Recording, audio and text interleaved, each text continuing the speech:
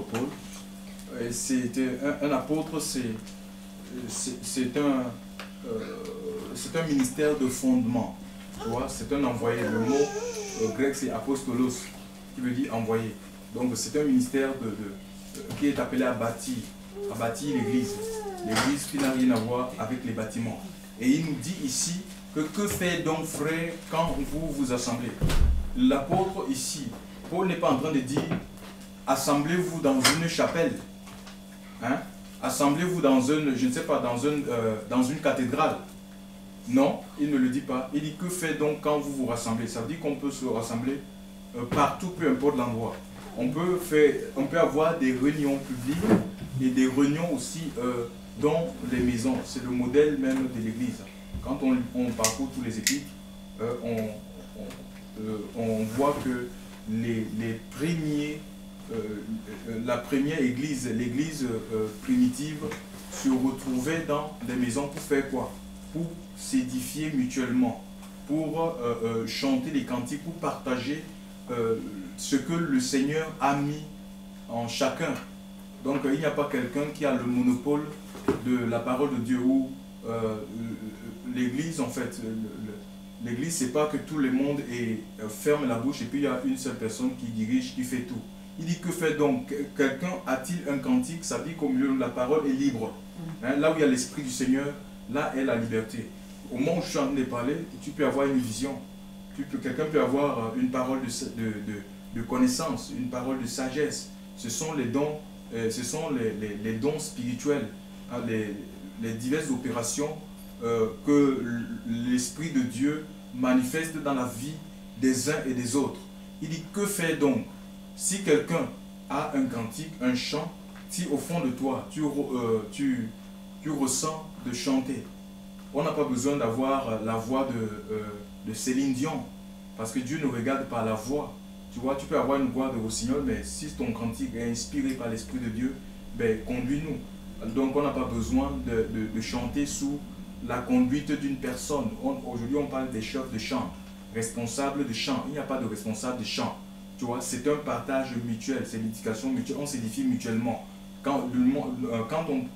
Même quand, par exemple, les témoignages que nous avons, hein, l'expérience que j'ai faite avec le Seigneur, ça permet à mon voisin d'avoir plus foi, confiance dans le Seigneur. Ça consolide.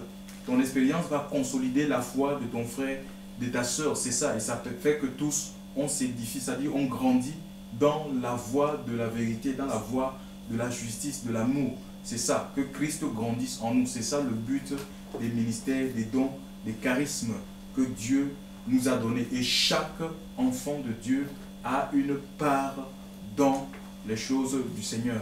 Chaque enfant de Dieu a apporté sa contribution, parce que c'est une contribution spirituelle. Nous ne servons pas Dieu dans la chair, nous ne servons pas Dieu de manière religieuse, nous servons Dieu dans son esprit. Et lorsque nous recevons l'Esprit de Dieu, l'Esprit nous donne une certaine habilité. Tu vois, il vient avec un don. Et nous devons mettre ce don au service de nos frères et sœurs. Mais si on prend ce don et qu'on l'enterre, mais nous aurons des comptes à rendre au Seigneur. Hein, parce que personne de nous n'a le droit d'enterrer le talent que Dieu lui a donné. Nous devons le fructifier. Et si nous sommes fidèles dans les petites choses que Dieu nous a données, il nous accordera encore des grandes. Il nous utilisera peut-être dans une autre dimension. Alléluia. Comme bon le semble. Maintenant, donc, sentez-vous libre. Sentez-vous libre de partager. Si quelqu'un veut donner un témoignage, et voilà, donc la parole est libre. C'est ça l'église du Seigneur. On n'a rien à cacher. Si tu as une parole du Seigneur, ça peut être une parole de connaissance ou la prophétie, mais ne te tais pas. Il ne faut pas se taire. Alléluia. Parce que la prophétie, ça édifie l'église. Tu vois, ça édifie, ça avertit l'église aussi. Donc voilà, ça nous avertit. Ça révèle les dangers aussi, les dangers. Parce que l'ennemi peut s'infiltrer au milieu de nous. Et si on arrête, si on empêche aux gens de prophétiser, ben, je ne sais pas où on va. Hein? Voilà, donc sentons-nous libres et mettons les dons, les talents que le Seigneur nous a mis au profit des uns et des autres. Et c'est comme ça que l'Église grandir, il dit pour l'édification. Donc tout ce que nous avons reçu, ce n'est pas pour se mettre en avant. Ce n'est pas pour essayer d'attirer les regards sur une autre personne. Dire, vous avez vu ce que j'ai reçu, j'ai le don le meilleur. Non. Il n'y a pas de meilleur au milieu de nous. Le meilleur, c'est Jésus. Alléluia. C'est lui qui fait l'œuvre, c'est lui qui nous utilise. Et si on restait dans l'humilité, ben, le Seigneur se servira davantage de nous. Il faut rester dans l'humilité, chers frères et sœurs. Peu importe ce que le Seigneur fait avec nous, il faut rester dans l'humilité parce que personne ne mérite. On ne mérite rien. Nous sommes des serviteurs et des servantes inutiles. Donc maintenant aussi, comprenez que parce qu'on a cette idée-là que le serviteur, c'est seulement celui qui apporte la parole. C'est un ministère, un don, comme le reste des dons, comme la vision. Alléluia. Je ne sais pas comment le corps le corps peut vivre sans le cœur, hein, ou sans les poumons. Tu vois? Donc c'est un ensemble. Alléluia. L'église, c'est un ensemble. C'est chacun là où le Seigneur lui a placé pour l'épanouissement du corps. Alléluia. Donc ici, il n'est pas question de niveau d'étude. Puissance du Saint-Esprit. Il n'est pas question du niveau d'étude. Vous avez compris? Oui, il n'est pas question du niveau d'étude. Il n'est pas question du niveau d'étude. Ce n'est pas un problème de niveau d'étude, le niveau intellectuel. Vous comprenez? Ça n'a rien à voir. Le niveau d'étude, le niveau intellectuel. Non. Dieu se sert de nous, même si on n'a pas l'intelligence selon le monde. L'Écriture nous dit, quand on lit les premiers livres des Corinthiens, il dit, parmi vous qui avez été appelés, il n'y a pas beaucoup de sages, ni beaucoup d'intelligents, ni beaucoup de puissants, ni beaucoup de nobles parmi vous. Mais Dieu a choisi les choses folles du monde pour confondre les sages. Donc ne vous sous-estimez pas. Ne vous sous-estimez pas. Et les gens qui ont eu la grâce, j'appelle ça la grâce même dans le monde, peut-être de naître dans une famille riche, une famille instruite, une famille noble, ne vous surestimez pas. Parce que si tu te surestimes par rapport à tes frères, ou tu veux t'appuyer sur, je ne sais pas, ton compte bancaire, disant que moi j'ai beaucoup d'argent, ou j'ai fait beaucoup d'études, donc je mérite. Personne ne mérite, tout est grâce. Donc si tu te surestimes, Dieu ne se servira pas de toi, il va te mettre à côté, chers frères et sœurs. Et toi aussi ne te sous-estime pas. Ne dis pas, je ne connais pas bien parler français, ça n'a rien à voir avec les connaissances intellectuelles, littéraires et autres. Non, chers frères et sœurs, la connaissance elle est spirituelle, alléluia. Et c'est l'Esprit de Dieu qui nous rend sages, selon Dieu. Nous bénissons le Seigneur. Donc voilà, et aussi, quelqu'un peut lire Matthieu 18, qu'est-ce que Matthieu 18, 19 dit? Matthieu 18, 19.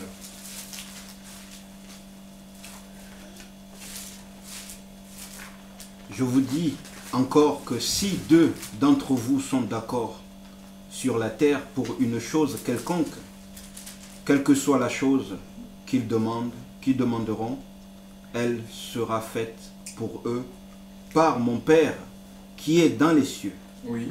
Car là où deux ou trois sont assemblés en mon nom, je suis là au milieu d'eux. Tu vois, si deux personnes sur la terre s'accordent, c'est-à-dire s'ils s'unissent, s'ils ont la même vision, le même désir, celui de voir la gloire de Dieu, celui de voir le règne de Christ s'établir dans leur cœur et dans leur vie, Dieu va se manifester. Il dit qu'il va agir.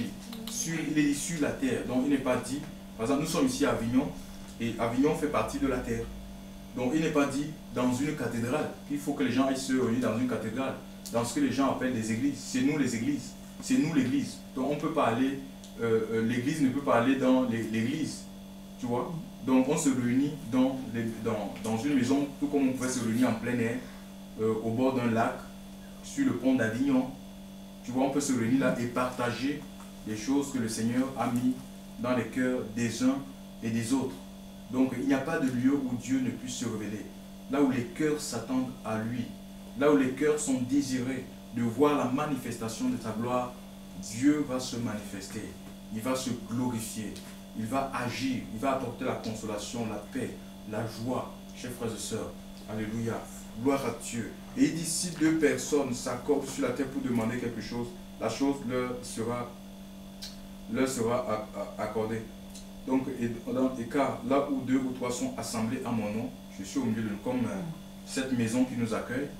On ne se rassemble pas au nom d'un ministère quelconque. Ce n'est pas au nom, je ne sais pas, d'une congrégation. C'est pas ce n'est pas une dénomination qui nous envoie ici à Avignon. Tu vois, pour dire, on ne représente aucune dénomination, nous représentons Christ. On est témoins de Christ. Donc on se rassemble tout simplement autour de sa parole. Les véritables enfants de Dieu sont appelés à sortir de tout ce qui est structure d'hommes, bâtiments. Jésus n'a pas construit une religion. Il y a trop de religions dans le monde. Vous voyez? Et Jean-Baptiste même était au désert. Il n'a pas construit parce que les foules allaient à lui. Il n'a pas demandé à parmi ces foules, il y avait sûrement des maçons. Il y avait des architectes, des gens qui pouvaient construire. Ils pouvaient construire quelque chose au désert. Hein? Mais il ne l'a pas fait. Il annonçait tout simplement la voix de la vérité. C'était un instrument, c'était un porte-voix de Dieu pour les hommes et les femmes de sa génération. Et les gens ont pu profiter tout simplement. En écoutant cet homme, ils sont rentrés dans le dessein de Dieu, dans le dessein de Dieu pour leur vie. Et nous sommes appelés tout simplement à transmettre ce que le Seigneur a mis dans notre cœur. On n'a pas à retenir les gens, à essayer de vouloir ramener les gens à nous, à créer une structure où on va emprisonner les gens pour que les gens nous servent, qu'ils nous obéissent au doigt et à l'œil. Non, on doit les mettre, on doit présenter les âmes au Seigneur. On doit les présenter à Christ, de même que Dieu avait dit à Abraham, quand il a appelé Abraham d'un pays où il y avait l'idolâtrie, la magie, la sorcellerie, à sortir de ce pays, tout comme il nous appelle. Hein, nous avons, c'est ça, l'Église, c'est des gens qui ont reçu l'appel de Dieu et ils suivent l'appel, ils suivent la voie du Saint-Esprit. Chaque jour, le Seigneur nous appelle à sortir du monde, à sortir de la vie de péché, à sortir du mensonge, à sortir vraiment des choses qui ne sont pas à la gloire de son nom, à nous séparer du monde pour nous accueillir. Parce que, imaginez, Dieu, le Seigneur est saint, et on ne peut pas se présenter Dieu dans la souillure, raison pour laquelle il nous parle, pour préparer nos cœurs vraiment, effectivement, à rentrer dans sa présence. Et nous devons chaque jour répondre à l'appel de Dieu et suivre cet appel comme Abraham l'a fait, quoi. Il est sorti de l'Irak et il a suivi, sa vie était dépendante de la voix du Saint-Esprit. Notre vie aussi doit dépendre de la parole de Dieu. Dieu lui avait dit, marche devant ma face. Ça veut dire, quand tu marches, réalise que Dieu te voit. Donc on peut se cacher devant les hommes, on ne se cache pas devant Dieu. Hein? Donc il est omniprésent. Et Dieu nous appelle à marcher devant sa face. La face de Dieu, la face de Dieu, moi je ne la vois pas. Voici la face de Dieu, c'est sa parole. C'est sa parole. Donc il faut avoir des temps de méditation de la parole de Dieu. C'est ce qui va vous amener, c'est ça qui vous donnera l'éclairage. Vous allez avoir l'éclairage, vous allez être éclairé. Voilà, donc parce que toute écriture est inspirée de Dieu, utile pour corriger, pour convaincre, pour instruire, afin que l'homme et la femme de Dieu, parce que tous on est des hommes et des femmes de Dieu, c'est-à-dire des gens qui appartiennent à Dieu. Et nous appartenons à Dieu parce que Christ a donné sa vie. Alléluia. Et nous allons grandir dans les choses du Seigneur, nous allons prospérer. Il faut que l'esprit que vous avez reçu grandisse, prenne toutes les proportions dans votre vie, tous les compartiments de votre vie. Il faut que nos vies soient gouvernées. Notre vie doit être gouvernée, influencée par le Saint-Esprit, pas par la chair. Hein? Ce n'est pas la chair qui doit diriger nos vies, ce n'est pas la chair qui doit dicter nos vies. Chers frères, c'est l'Esprit de Dieu. Alléluia. Et il n'y a que l'Esprit pour soumettre la chair. Il n'y a que l'Esprit Saint pour nous conserver purs jusqu'au retour glorieux de Jésus-Christ. À lui soit toute la gloire. Donc vous n'avez pas besoin d'une carte de membre, hein, d'appartenir à un... Moi, ça c'est ma religion, ma dénomination, c'est telle église, je ne vais même plus prononcer le nom, avec une carte de membre. Vous n'avez pas besoin, on devient membre du royaume des cieux quand on donne sa vie à Jésus. Hein? On est connu par le ciel. Pourquoi? Au sceau que Dieu a mis en nous. Donc je n'ai pas besoin d'une carte de membre parce qu'on peut être connu par les hommes et méconnu de Dieu. Alors ça c'est dangereux ça. Vous voyez, imagine un peu, tu as pu servir le Seigneur et à la fin on te dit mais Le Seigneur te dit, je ne t'ai jamais connu. Tu vois, tu as servi le bâtiment, tu as servi ta structure, tu t'es servi du don que j'ai mis en toi pour peut-être pour t'enrichir, pour exploiter tes frères et sœurs. Tu vois. Et il y aura beaucoup de surprises, chers frères et sœurs, quand le Seigneur Jésus viendra. Pas besoin de carte de membre. Vous n'avez pas besoin d'appartenir à une structure, à quelque chose qui est bien organisé, structuré, des choses d'homme. Sentez-vous libre, chers frères et sœurs. Alléluia. Parce que le message que le Seigneur nous apporte, ce n'est pas un message de condamnation, ce n'est pas un message d'exclusion, de jugement. Chers frères et sœurs, c'est lui qui fait l'œuvre. Alléluia. Il a commencé quelque chose en vous, en accord avec votre volonté. Il faut que vous désiriez, chers frères et sœurs, que nous désirions, chers frères et sœurs, même nous qui avons une, on peut dire une certaine expérience dans les souvenirs.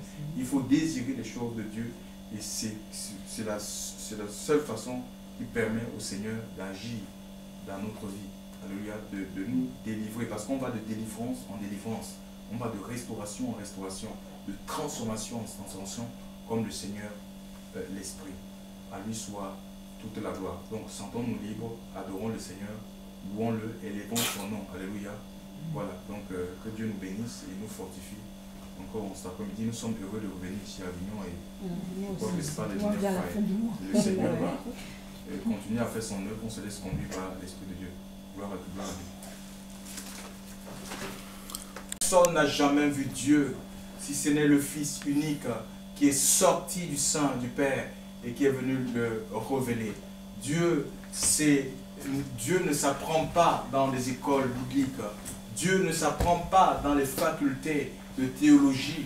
On t'enseignera certainement la parole de Dieu, mais Dieu ne s'explique pas. Il veut se révéler et il ne peut que se révéler dans le Christ. Alléluia. C'est Jésus qui est venu nous montrer la voie qui mène au Père lui-même étant cette voie-là. Il est le chemin. Alléluia. Il est le chemin, il est la vérité, il est la vie. Si nous empruntons le chemin de Jésus, nous allons trouver quoi? Nous allons trouver la vérité qui rend quoi? Qui rend libre de l'erreur, qui rend libre, chers frères et sœurs, du mensonge, qui rend libre des tromperies d'hommes, chers frères et sœurs, qui nous rend libres de la vie de péché. Et empruntant ce chemin, nous trouvons aussi la vie. Alléluia. Nous trouvons la vie. Il y a la vie en Christ. Alléluia. Il y a la vie en Christ. Il a donné son sang. Et la vie du corps, c'est son sang. Alléluia. Si le corps perd le sang, ben, ça veut dire que la vie nous quitte. Alléluia. Et le Seigneur a accepté sur le bois de la croix de perdre son sang pour que nous soyons réconciliés avec le Père, chers frères et sœurs, que nous recevions le Saint-Esprit en nous, chers frères et sœurs, qui est le gage même de notre salut. Il est dit dans le livre de Jean, chapitre 6, écoutez ce que Jean, chapitre 6, il dit ceci, Jean 6, 48, celui qui croit en moi a la vie éternelle. Amen. Moi, je suis le pain de vie. Vos pères ont mangé la manne au désert et sont morts. C'est ici le pain qui descend du ciel, afin que quelqu'un en mange et ne meure pas. Moi, je suis le pain vivant qui est descendu du ciel. Si quelqu'un mange de ce pain, il vivra éternellement. Or, le pain aussi que moi je donnerai, c'est ma chair, laquelle moi je donnerai pour la vie du monde. Alléluia. Jésus a donné sa vie, chers frères et sœurs. Alléluia. Et c'est le seul croyant dans son sacrifice qui puisse nous étancher. Nous vivons dans un monde où les gens ont faim. On a soif de tout. Et pour assouvir cette faim et cette soif, nous sommes, nous, êtres humains, prêts à toutes sortes de sacrifices. Vous savez, la famine, c'est quelque chose de terrible. Il y a des gens qui mangent, on a montré un pays, ça doit être Haïti, où à cause de la famine, les gens ils mangeaient la terre. Chers frères et sœurs, ils mangeaient la terre. Chers frères et sœurs. Donc ça fait, c'est terrible. Chers frères et sœurs, et comprenez, nous avons besoin, le monde offre des choses, mais tout ce que nous pouvons voir dans le monde n'est pas à même de nous satisfaire, chers frères et sœurs. Même les hommes politiques qui font des promesses. Nous avons vu avec François Hollande le changement maintenant. Mais combien ont été déçus, chers frères et sœurs, de cette politique, le changement maintenant. Jésus seul est capable de changer les situations. Et nos vies, chers frères et sœurs, ne peuvent être remplies, rassasiées, que parce que nous avons Christ dans notre vie, que nous suivons Christ. Il dit, celui qui croit en moi, il ne demande pas de croire en un homme, Il dit pas celui qui croit au prédicateur comme moi. Qu'est-ce que je peux bien vous donner, chers frères et sœurs? Rien du tout. Je peux acheter peut-être vous achetez des boîtes de sardines, 1 kilo de riz, mais sans plus. Mais ce n'est pas de ça dont vous avez besoin. Nous avons besoin de la présence de Dieu. Alléluia. Nous avons besoin du soutien de Dieu au quotidien. David, le slamiste, l'avait compris. Il dit, je lève mes yeux vers les montagnes. D'où me viendra le secours? Le secours, il ne dit pas que le secours vient de l'Orient ni de l'Occident. Ce n'est pas des États-Unis. C'est pas on est dans un pays aux multiples secours. Il y a des aides, de l'assistanat, chers frères et sœurs. Mais Dieu ne voudrait pas que nous soyons des gens constamment assistés, chers frères et sœurs. Il veut, lui, être notre soutien. Il veut être notre assistance. Alléluia. Et Dieu ouvre les portes, chers frères et sœurs, pour que nous ne dépendions pas de X, Y, mais que nous dépendions de lui. Alléluia. Dieu veut que nous dépendions de lui. Et ça demande que nous offrions nos vies, que nous venions à Christ entièrement. On ne peut pas venir à Jésus à moitié. Un pied avec Jésus, un pied dans le monde. Non, Dieu ne veut pas des chrétiens hybrides. Alléluia. Des chrétiens qui sont doubles, partagés. Chers frères et sœurs, un coup on est avec le Seigneur, un coup avec Satan. D'une main nous portons la Bible, de l'autre main nous avons le chanvre. Le chanvre indien. Nous avons le chanvre, oui. De l'autre main nous avons le chanvre. Et oui, c'est celui, chers frères et sœurs. De l'autre main nous avons le chanvre. Ça ne marche pas comme ça. Tellement la croix, elle est lourde, la croix de Christ. On ne peut pas porter la croix avec une main. Chers frères et sœurs, c'est impossible. C'est avec deux mains. On porte la croix. On ne peut pas avoir une main, on a la croix du Seigneur, l'autre main, on tient le zizi de l'homme pour le sucer, chers frères et sœurs. Non, ça ne marche pas.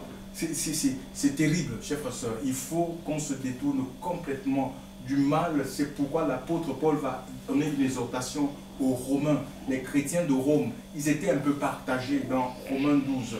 Il les dira, je vous exhorte par les compassions qui sont en Christ. Le Seigneur est compatissant, chers frères et sœurs, raison pour laquelle il nous parle, il est toujours en train de nous appeler.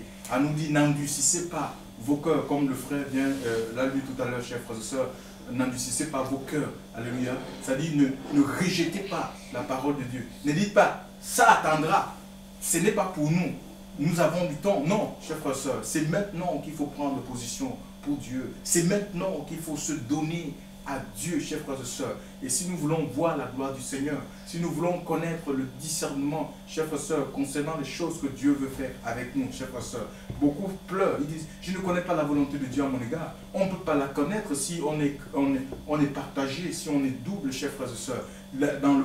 Dans Jérémie 29, on s'est dit, si vous me cherchez de tout votre cœur, Jérémie 29, verset 12, il dit, si vous me cherchez de tout votre cœur, pas d'un cœur partagé, un double cœur, non, chers frères et sœurs, mais de tout votre cœur, un cœur entier, je me laisserai trouver par vous, je me révélerai à vous. Donc Dieu ne se révèle que dans la vie des personnes qui lui ont totalement livré leur vie. Nous avons chanté, je me livre totalement, je me livre totalement, tu peux m'utiliser. Oui, Dieu, pour qu'il se serve de nous, chers frères et sœurs. Et seulement si vous appelez ici à Avignon, c'est parce qu'il voudrait que vous deveniez des porte-voix, chers frères et sœurs, des flambeaux, chers frères et sœurs, pour faire briller l'évangile, son évangile. Mais il ne peut vous utiliser, il ne peut remplir vos vies, parce qu'on est comme des vases, que si nous lui donnons la possibilité de nous remplir, si on décide de se vider, chers frères et sœurs, de tout ce qui est du monde. Alléluia, on ne peut pas remplir un vase qui est rempli. Regardez cette bouteille. Je ne peux pas la remplir si elle est pleine. Alléluia. Donc il faut que la bouteille se vide, chers frères et sœurs. On doit sortir de nos vies tout ce qui est du monde, on doit sortir de nos vies tout ce qui est de péché. Nous devons faire ce qu'on appelle le nettoyage, le balayage. Ça veut dire que dans cette maison-ci, si vous aviez autrefois pratiqué la pornographie avec des objets sexuels et autres, les vibromasseurs, les sex toys. Tu n'avais pas ces... Oh, maman mia, c'était à Montpellier qu'on avait un go-to des deux gars. Les sex toys, si vous aviez des chaînes, des menottes, le fouet, chers frères et sœurs, la queue de cheval, vous devez prendre toutes ces choses à haute. Parce que cette maison maintenant est consacrée à qui?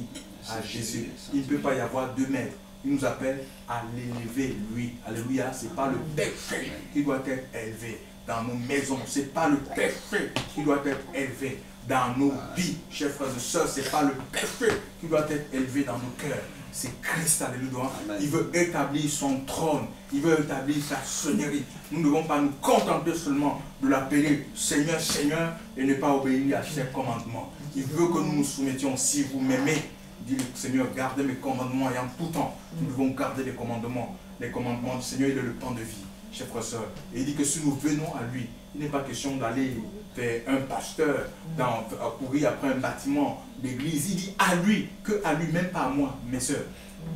Confiez-vous dans le Seigneur. Je vous dis la vérité, chers frères et sœurs. C'est dur, mais nous sommes gagnants, chers frères et sœurs.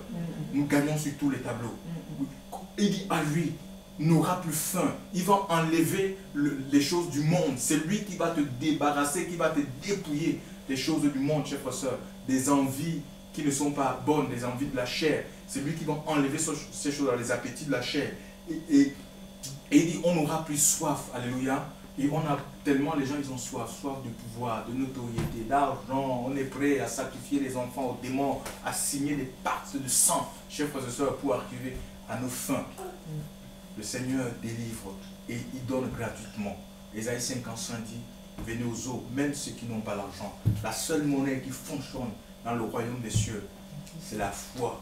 Et la foi, l'apôtre Paul dit que la foi vient de ce qu'on entend. Et ce qu'on entend est de Dieu. Il faut être à l'écoute de la voix du Saint-Esprit. Il faut être à l'écoute de la voix, chers frères et sœurs, du Seigneur, pour recevoir la foi. Parce que la foi, c'est une force. Alléluia. Il y aura des montagnes. C'est la foi qui déplace les montagnes, qui nous permet de surmonter les difficultés. Chers frères et sœurs, le monde est rude. Le monde est tellement rude. Le monde est mauvais. Nous avons besoin de la parole de Dieu pour faire face à toute adversité. Chers frères et sœurs, tous les gens qui ont cru en Christ, qui ont confié leur vie, qui se sont engagés, chers frères et sœurs, à corps perdu dans le Christ, n'ont jamais été déçus. Alléluia. C'est l'ami fidèle. Il ne déçoit pas. Il a donné sa vie. Personne n'a pris sa vie. Il a donné volontairement. C'était pour cela qu'il était venu, chers frères et sœurs. Vous savez, devant Pilate, Pilate lui dira, parce qu'il était gouverneur. Il était gouverneur de la Palestine à l'époque, quand les détracteurs de Jésus l'ont emmené devant ce gouverneur romain, Pilate. Il va dire à Jésus, est-ce que tu es roi? Dans Jean 18, il dit, je suis roi, je suis né, et que tu le dis toi-même de ta bouche. Et il dit, mais ne sais-tu pas? Non, Jésus n'avait pas répondu. Il a dit, mais ne sais-tu pas que j'ai le pouvoir de te libérer? Jésus dit, tu n'auras aucun pouvoir sur moi si cela n'était donné de Dieu. Et au fond de ce gouverneur romain, il savait que Jésus était innocent, chers frères et sœurs. Il savait que le pouvoir religieux voulait étouffer cette voix pour maintenir les gens dans la servitude, parce que les docteurs de la loi de l'époque, les pharisiens, ceux qui étaient censés ramener le cœur du peuple à la loi de Dieu, se servaient plutôt de leur position pour exploiter le peuple, pour asservir le peuple, pour dépouiller les gens. Ils utilisaient la Bible, la loi, la Torah, la loi de Moïse comme une carapace pour s'enrichir, pour se faire de l'argent. Raison pour laquelle ils ont crucifié, ils ont voulu à Christ. Et il va dire à ce Pilate que tu n'auras aucun pouvoir sur moi. Et Pilate était David. David a relâché le Seigneur. Qu'est-ce qui s'est passé? Mais puisque c'était pour cette heure que Jésus était venu, il fallait qu'il aille à la croix. Il le dit ici. Il dit ici que sa chair, laquelle moi je donnerai pour la vie du monde. Il était venu pour accomplir cette mission. Personne n'a pris sa vie. C'est volontairement qu'il s'est donné, chers frères et sœurs, pour nous réconcilier avec le Père. Ce n'est pas la religion catholique, protestante, la religion évangélique, pentecôtiste, méthodiste, baptiste. Ça ne sauve pas. Chers frères et sœurs, il n'y a rien, aucune religion ne sauve. C'est Christ, c'est le seul médiateur entre Dieu et les hommes. Alléluia. Parce que son sang coulé, nous pouvons nous approcher devant la présence de Dieu constamment. Chers frères et sœurs, il vous arrivera peut-être des moments de chute, hein, où vous êtes en basse température, mais ne vous arrêtez pas. Saisissez la main du Seigneur et continuez à marcher avec lui. Nous avons tout à gagner. Que le Seigneur nous bénisse, qu'il nous fortifie, qu'il nous encourage, chers frères et sœurs, à rechercher constamment sa face. Gloire à Dieu. Merci Seigneur.